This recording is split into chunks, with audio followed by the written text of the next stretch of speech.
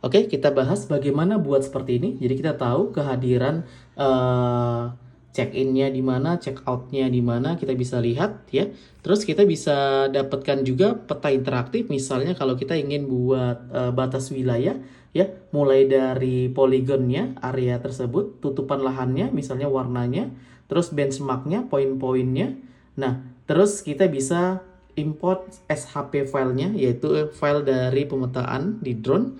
Terus kita bisa implementasi seperti ini, nih, ya, petanya. Jadi misalnya saya mau lihat ya, kalau misalnya saya mau buka dapur MBG, saya zoom, misalnya luasnya seperti ini. Nah, sekolah apa aja yang tercoverage dari area titik dapur saya di MBG kalau saya lagi buat aplikasi itu. Terus misalnya atau peta wilayah seperti ini, kita bisa lihat misalnya ada bencana terjadi, ikon-ikonnya, terus di mana sekolah, terus berapa luas sebuah wilayah, ya. Nah, semuanya dari banyaknya project tadi saya buat dengan Leaflet. Di sini dapat gambaran ya, Leaflet itu open source JavaScript library for mobile friendly interactive maps. Artinya, si Leaflet ini betul-betul peta ringan untuk mobile, baik itu aplikasi web maupun si aplikasi mobile. Oke, tapi selain Leaflet, kamu boleh coba misalnya di sini ada Open Layers. Nah, ini aplikasi GIS cocok dibangun dengan Open Layers, tapi ini berbayar. Terus ada aplikasi library berikutnya namanya Mapbox.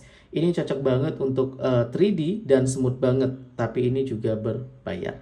Dan ada juga aplikasi Map JavaScript API punyanya Google. Ini juga berbayar, tapi fiturnya lengkap banget.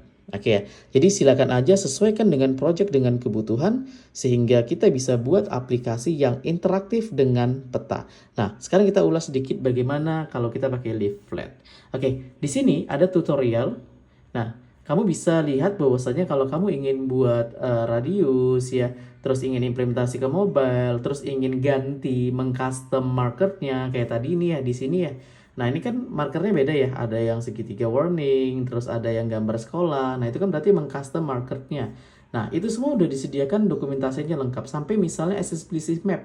Kalau diklik tampil apa, detailnya. Nah, itu juga bisa ya, seperti itu ya. Jadi contohnya ini misalnya kalau MJ klik ini, MJ bisa tahu nih ya, jam check out-nya dan lain sebagainya. Atau misalnya di bagian ini kalau MJ klik, misalnya bencana apa yang terjadi. Nah, itu semua sudah ada sampelnya dan bagaimana gunakannya silakan aja main ke overview docs-nya. Di sini kamu bisa lihat dari mana mulai buatnya. Ikuti dokumentasinya harusnya mantap.